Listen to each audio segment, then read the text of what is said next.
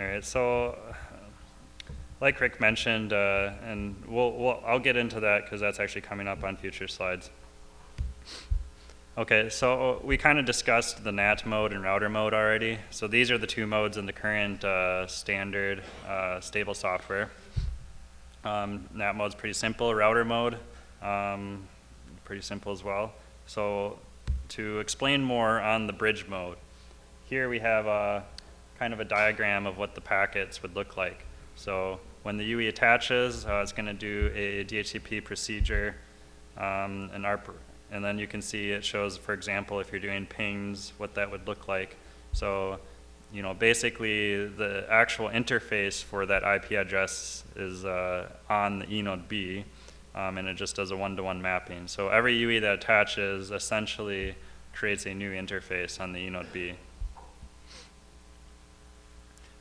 So now on that, another challenge with that is LTE does not use MAC address. So generally, obviously, with DHCPs, you know, everything's based on a MAC. So what we did is we added some formula that would convert the IMSI, because in LTE network, those UEs are distinguished by their IMSI number, not the MAC address that's in typical IP networks. So we use a locally administered MAC address. So basically, all of the UEs will start with an 8A, and it takes the last 12 digits of the IMSI, converts that to hex, and then together combines into a MAC address. So later we'll add to our site a calculator so that you can see that, and then we're also planning to implement this within the software of the eNode BNCP so that you can see what the actual MAC address would be.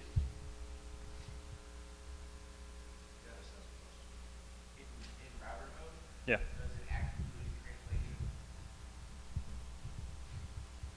Yeah, it has to eventually because the UE has an address from the EPC.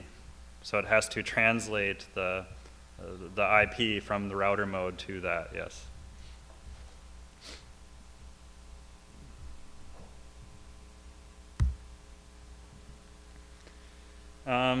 This is pretty straightforward with the Atom installations. Just know that starting with our newer firmware, that the default IP changes. This was actually requested a lot from you guys, so we changed the default IP from 1.1 to 254.1 so that there's not really any, you know, conflictions there. But as far as actually installing it, it's pretty simple. Insert the IMSI, the SIM card. But you want to make sure first, so that's something that we found some operators weren't sure on. So initially, all the SIMs that you guys were buying, we would activate for you. But starting maybe a month or two ago, we will import the SIMs for you. So when you purchase the SIMs, you know, generally the procedure is currently that you email the list of SIMs to us. We import that to your account, your BOSS account. From there, that doesn't mean they're activated. The SIMs still need to be activated. So from there, you would add a new subscriber, and then at that point, the SIM is activated and ready for use. So one thing you'll notice is if you don't go through that procedure, the CPE might actually, you'll see that it gets signal. You can actually measure the signal strength, and it appears that it's attaching, but it never actually attaches. So if you run into those kind of issues, it's generally either the IMSI is not activated, or you're just located at a distance that is not supported. So why did y'all implement that method instead of going with really pre-programmed like you're saying?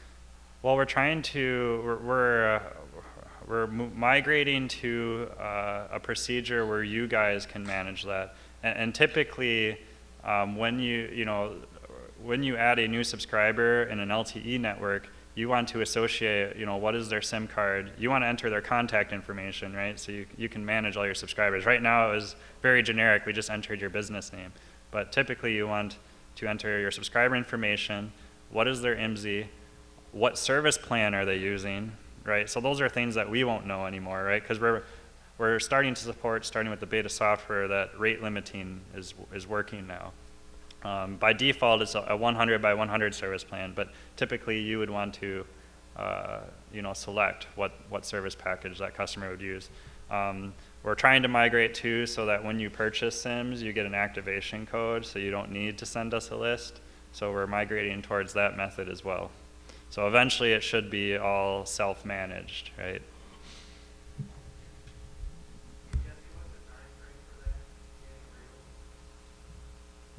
Time frame for what? New firmware release. Oh, so for the new firmware, the main roadblock with the new firmware was we had a reliability issue where the ENOB would randomly reboot. It would kernel crash. Actually, we believe we resolved that because the last ENOBs that we upgraded have not rebooted. So once we can solve that, there's a couple other minor things, but I think we're very close to making that stable now for commercial release.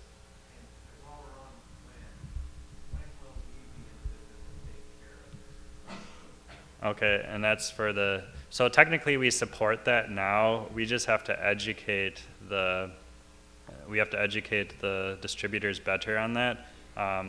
So if you buy the SIMs in packs of 10, they should come in activation code. They should come with one, so yeah.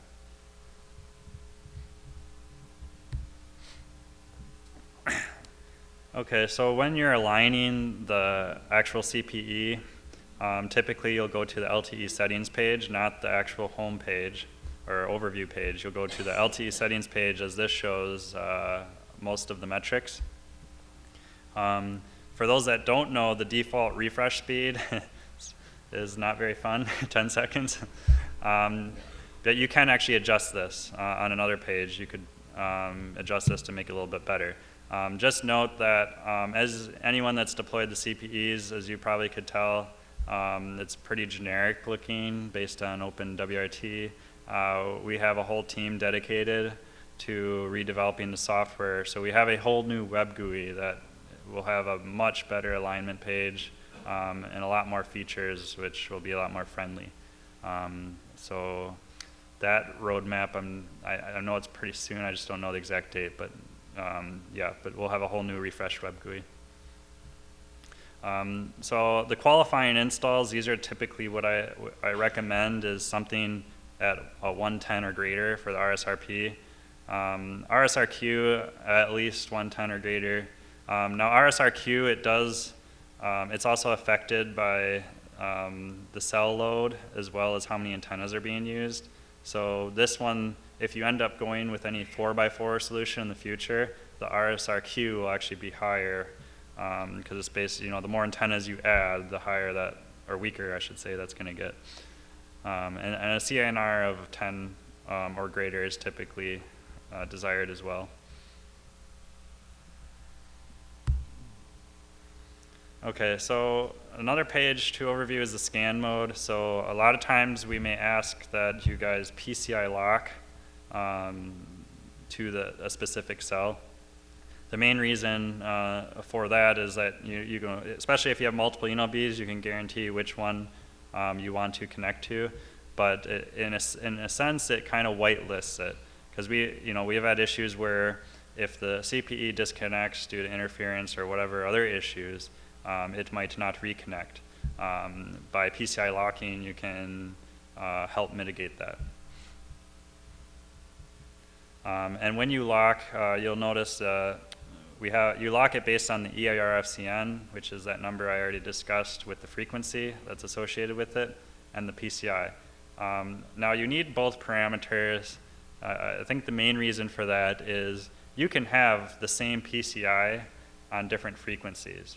Right, essentially the PCI will tell you where are the reference signals located, and where is the sequence of those.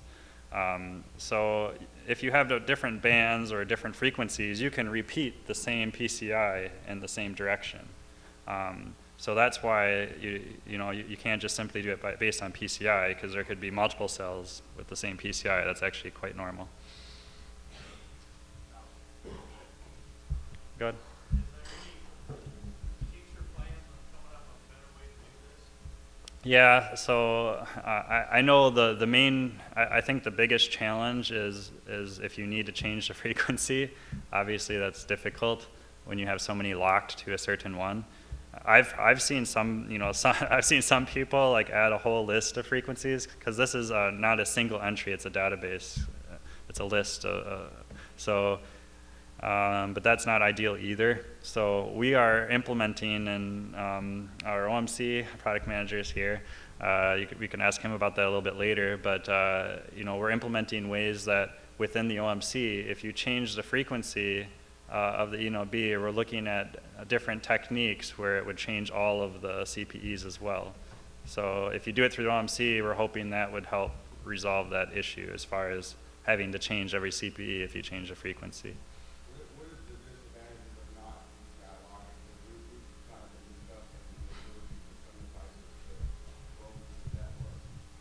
Yeah, if they're roaming, you wouldn't want to do that. I mean, yeah, this is more for fixed wireless, and some people add a list here. So if you have 4 sectors on a tower, you might pick 3 of them that it could potentially connect to and add them all to the list. So you still have fallback options. But if you have a mobile, you wouldn't want a PCI lock. I think you just get the better advantage of better reconnect performance with PCI lock.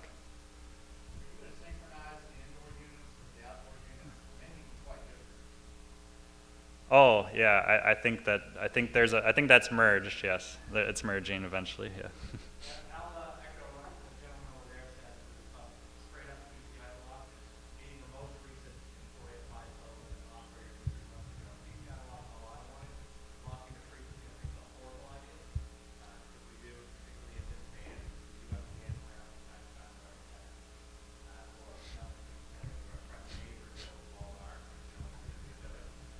PCI lock was I prefer. Jesse also mentioned you could use the same PCI. Please try not to do on the same site. You're going to regret it later. And I'll get more into that next my time in planning, talking about PCI and why that is almost is as important as your frequency. Yeah, Cameron goes into concepts like that in great deal and has the benefit of just recently left being a large operator. So why it's still fresh in his brain, we're putting into task to educate on that. Yeah. So you said this whitelist, Yeah. is a blacklist of all the other? Yeah. Was there a blacklist on the ENOB itself? And so if you whitelist this one, Yes. does it blacklist everybody else? Well, yeah, it's supposed to. So, because you're basically preferring what is it going to connect to. I say it's supposed to because we do have a PCI bug that sometimes it might disregard the PCI list. Can you set the PCI lock remotely? Like say if you have an issue, you got one on the side, you got to connect to the panel on the other side of the tower, or does that have to be done on? No, it can be done remotely, whether it's CP Web GUI or through the OMC. Yeah, we're adding, the OMC will be updated to support multiple locks. When you do that, you have your list there. Mhm. Is it a preferred list or starts at the top and goes down? No, Or it's not a preferred list. It's still the strongest signal. Or it takes an equation, the signal strength, and then the quality of that signal. is that for PCI lock? Is that the question? Yes, yes. For Great idea. That's an awesome idea. yeah. Is there any reason we can't do that? Take a preferred list and priority for PCI lock? That would be a good question. Yeah, so a lot of this decisions and is actually done on the chipset level. So a lot of times we have to go back and discuss with Sequans, for example, our current chipset UE, our UE chipset, and so they implement the actual PCI lock features. So we can do some things with software, but the actual layer 1 stuff, we need their support with updating the firmware sometimes. So yeah, if we can convince them, yeah, that would be great. Yeah, see, so the issue is if you PCI lock 2, and the strongest one is twice as strong, and you remove that one, and then lock the second one, it's not going to go back. It will jump back when it comes back up. It will jump. Yes, yes. You haven't seen it? It's supposed to jump back. Yeah. Yeah, yeah. I use PCI lock is something that's only, it's really new, it's only really for us fixed wireless guys. Yeah. It doesn't use this at all, obviously, it's a problem forever. Is that with the new CPE software, it doesn't jump back, or with any of them? Okay. From, yeah. I know from past support instances, I know it's jumped back, so that's a good question. I'll have to talk with the CPE team to see what could be going on. It should be doing it, so if it's not doing it now, then, as soon as it comes up, because it's scanning a lot. Yeah. Yeah, because you got roaming and handovers, you know, when your phone's on the move, it's always checking signal strengths. So from a failover perspective on PCI lock, if I've got 2 EOBs on my tower, I've got both of them in there, a stronger signal at 32 connection, will it jump to the other one or not? That's a good question. If you're trying to load balance, try to stick with one PCI. Yeah, Right 'cause now, where there's no priority, it's gonna take that signal, and that signal may be your busiest CPU. Yeah. Let's make sure someone is literally capturing these specific requests as they come up if we don't know them already.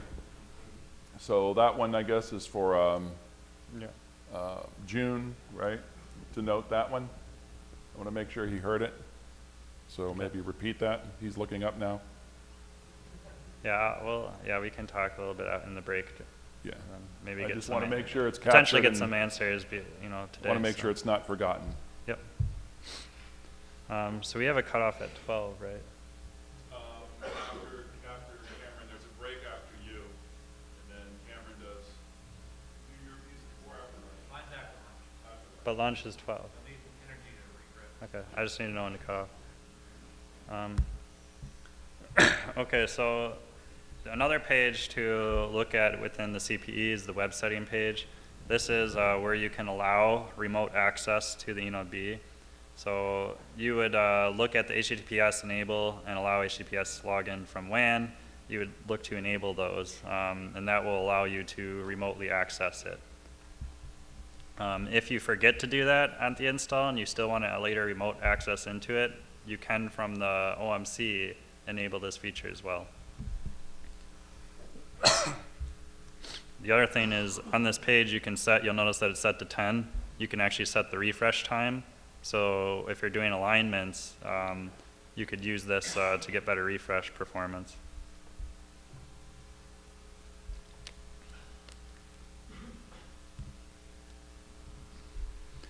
Okay, so for any new customers here, to get started with the Cloud Core access, we have a actual sign up page.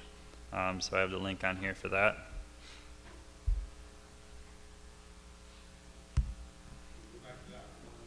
No problem. Yeah, did we link to that from the website or anywhere else? I thought we did, but I'll check with Max afterwards if not. I always had a good question over here. So Tim just pointed out HTTP add-on. We're on that next week. I'm going to talk to you as soon as we join in, as soon as I join in. So Yeah. we're adding that support pretty soon. And we'll probably have to push an update to OMC so we do need to get HTTPS. Yeah. So yeah, SSL access, for, to the Cloud Core is being implemented right now. Well, no, yeah. I don't think we're that cheap, no.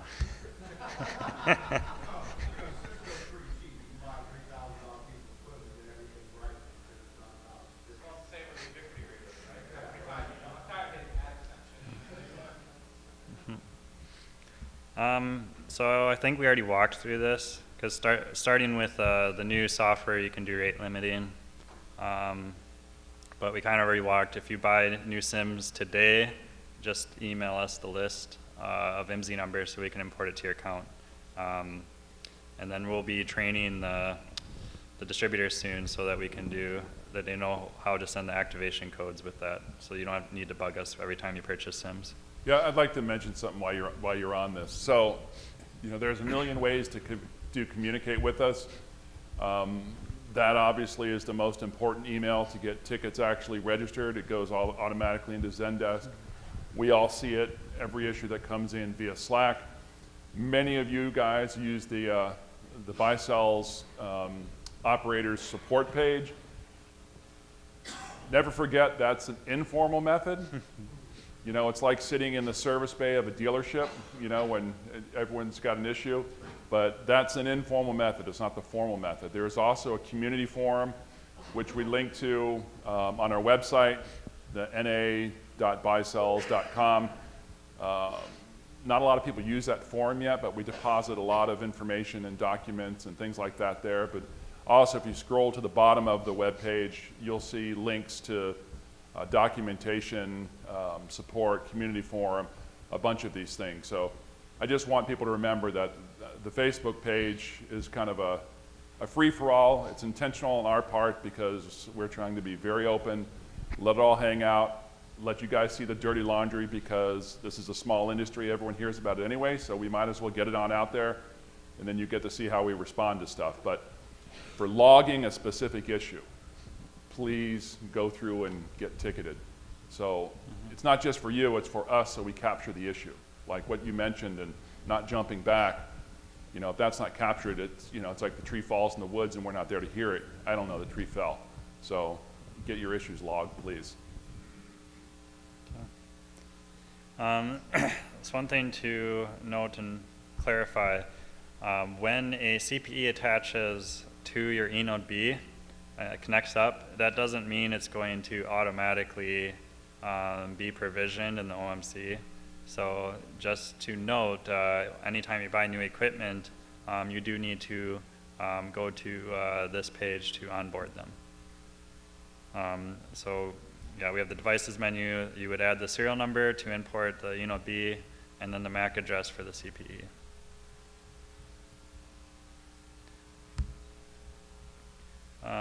You do have some functionality from the management within the OMC. You can simply right-click, go to settings for either the eNode B or the CPE to have some management of some of the settings. It's pretty simple. The CPE itself, a couple functions to highlight is, like I mentioned, you can allow the HTTPS login. So if you need to access the CPE remotely, you would just enable this feature.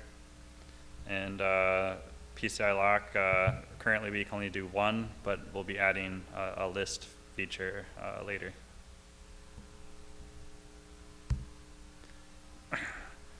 Some other things that are currently in the OMC, you can do remote software upgrades, you can download the logs, do remote reboots. We have alarms, but I think it's still a work in progress. There's some alarms that go off that I'm still not even sure on myself yet, so I think our team is still working on that. So we haven't implemented the email notifications because the alarms we're still working on that. The remote software upgrade, is that like all into every CPE? No, you can select multiple CPEs for one upgrade task. Yeah. On the remote reboots, where are we at on that firmware on that? I haven't followed up this past week on that, so I am not sure how close we are to implementing. Well, Ho-chan's not here, but yeah, we'll ask our Chinese friends here, see where we're at. Maybe I can get you an answer today yet. And when does that reboot occur? Or is it Every 7 days from boot time. like 7 days, yeah, times 24 hours? Yes. We have an actual feature that they mentioned to me. It's not actually showing in the menus. It's a keep alive page. So if you specify / keep alive, and I'll show that later in the slide, it's like Watchdog, so we added that feature as well. So you can, but yeah, so that's being changed to more of a Watchdog-like feature, but we do have ability to, but that's more based on if an IP stops responding, it would reboot. Keep in mind, Jesse, we're being videotaped here, so sometimes if a question is asked, it may not be able to be picked up by Right. there, so you may want to repeat the question. Okay. Thanks. And I think Legendnet has a question over here.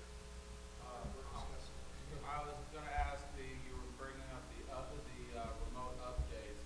What about what about the option for scheduled update times on your network where it would automatically update? Yeah, so I think the question is setting a time when the upgrades would take place, right? Like midnight or whatever, 2 a.m. That's what they're referring to is if the boss, you find several UEs out there with the lower Yeah. hardware on them, that it's gonna automatically do an upgrade at midnight. Yeah. You don't even have to touch it. So I'll need to follow up with June, who's here, on that, because as the admin, we had that feature where we could actually just pick a time. But I noticed the last update removed that, so I'll need to check, where we're at with that or why it was removed. But it was there initially, so it shouldn't be difficult to re-add it. Want to ask him now? He's here. Yeah. I'm not sure these get sway unless we get him a mic over there. Can someone grab a mic for June? Thanks. So while I was doing that, so with the boss subscribers here, this is a subscriber page. So this is where you would add a subscriber for every IMSI you have. And when you add a subscriber, you would choose, what is their IMSI, their SIM card, and you would also choose what service plan they're associated with. So starting with beta, it actually will rate limit using UE Amber based on that service plan. You also have the ability to do kind of a hard shutoff. So you can deactivate the SIM, which would make it so that the subscriber doesn't even attach. So you have that feature available to you as well. I think June is ready. Cameron, you ready? Testing. All right. So the question was about the scheduler, correct? Yeah, so within, June, within the OMC, before we can set a time when the upgrade will take place. But currently we can only do active or suspend upgrade. So the question was, when can we add the ability to do set a time for the upgrade task? What time can we, if I want to upgrade 20 UE, I want to do it at 1 in the morning. We don't have a scheduler in OMC now. Yes. How can we do that? Or can we do that? I think we can do the schedule upgrade the CPE, just like we have schedule upgrade for the EDOB now, and I think this function is we can do that in the quite the next version when we release the next version if we need that. That's not a problem, I think. Yeah, so like I said, it was in one of the older versions. I'm not, I'd have to clarify later why it was removed, but we'll have them added to the next OMC update. Does that work for everybody? Next version, you get the scheduler again? Yeah. Only one thumbs up? That's it. Figured there'd be more than one. All right, so we have the service plans as well, and this is where you kind of do your rate limiting, your traffic shaping. So here you would set what your downlink and uplink speeds are. So you can, create a name for each service package you offer, and then when you add a new subscriber, you would just select which package they're paying for. And I saw, for example, Brian, I think, and was it you also, Casey? But I know Brian, wherever you are, you posted some screenshots, or actually you did some live video that you posted of testing this stuff, and it was pretty much spot on with the rates that were set. Where is Brian? I think he snuck out already. There he is. No? Okay. Yeah, Craig. you're Oh, thinking yeah, of yeah, Craig okay, Skyler. okay, sorry. But I do have a question about this, actually. Yeah. We're not gonna rely on this strictly, we're gonna use our own Mm-hmm. system. So yeah, Leave this blank. yeah, you can leave the default, which is 100 by 100. Yeah. That's only available to do it for one base number, right? Yeah, the beta software, because the eNode B actually does the rate limiting. So the new software adds the UE Amber feature so that the eNode B can accept that parameter and then rate limit accordingly. Yeah.